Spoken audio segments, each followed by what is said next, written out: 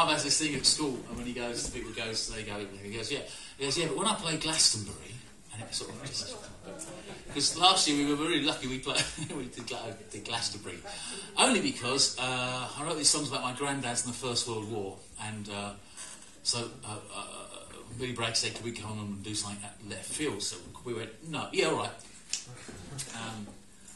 And he said, well, because it's First World War, you might be interested because there's this project called 1418 Now, which is commissioning works about the how people remember the anniversary, the centenary of the First World War. And I thought, great, I've got 2 albums with the songs. He said, well, no, it has to be an original composition, which I thought, oh, damn, have I run out of things to write about? But then I remembered there was this time when my grandfather played football.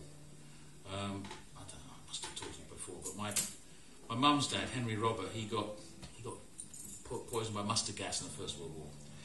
So I never remember him without a racking, hacking great cough. And it killed him in the end. It turned his skin yellow, and he gave him lung cancer. That did for him. But there was this time when my naughty great uncle Cyril, whose real name was Frank, he came over on a brief visit from Papua New Guinea. Well, he'd had to go to Papua New Guinea because part of his scallywaggery was he managed to father bastards all across the south of England, many of whom went on to join the firefighting service.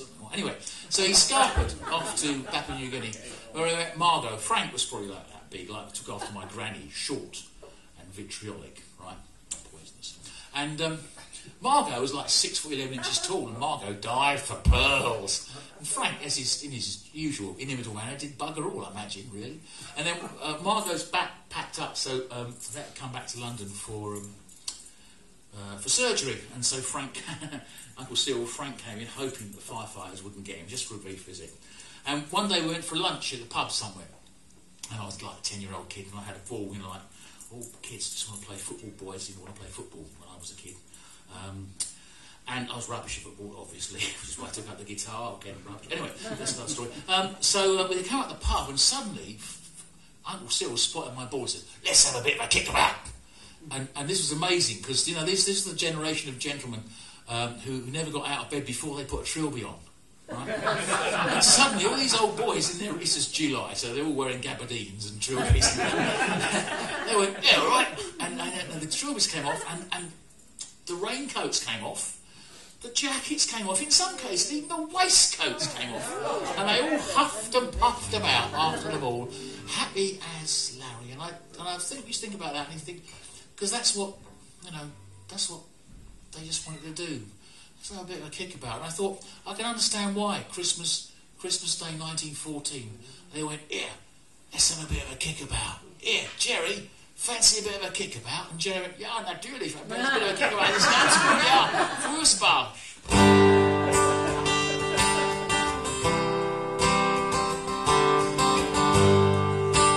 It's got a chorus as well, which is very obvious. The first time you have to sing it ironically, second and third time, the second time in solidarity, the third time in outrage. I remember when my grandfather played football. First he took his raincoat off, piled it up with his brother's coats with goalposts.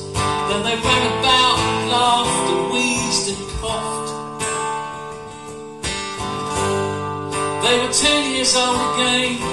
All they wanted was this patch of muddy ground. Didn't matter if you lost or if you won, you just ran about and kicked the ball round. Ole!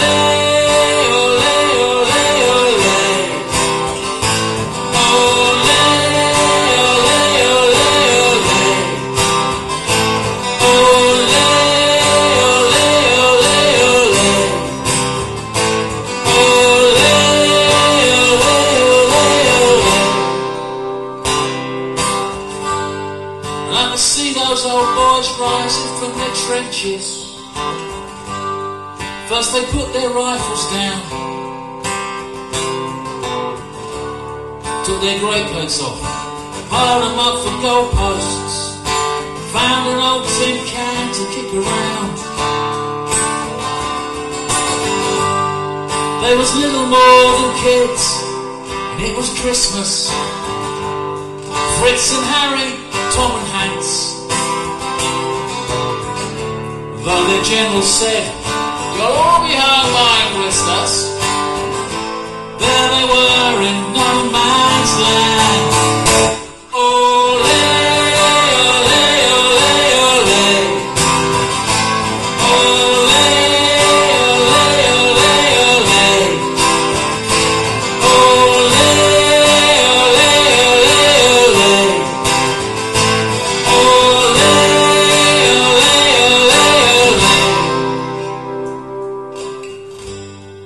When the generals heard the men were playing football,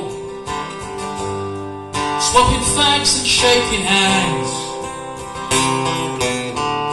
the general said, "If you try that next Christmas, we'll turn our guns on you in no man's land."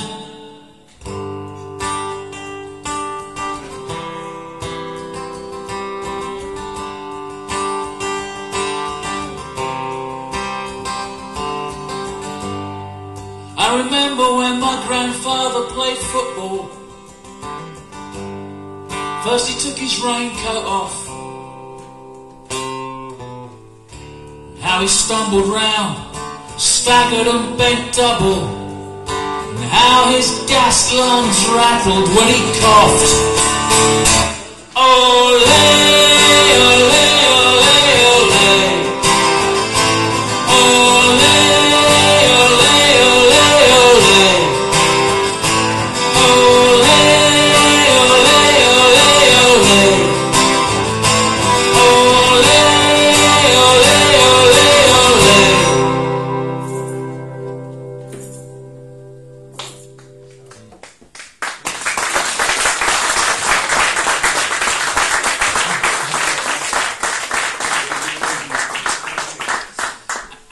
Hear that with drums on it, then you can. There's a little 7-inch single over there. That's the B. That was the B side of my Christmas single. Oh, what a laugh, eh? Christmas, real Christmas single. And we've got one in the raffle. We've got one in the raffle. Yes, there's no escape.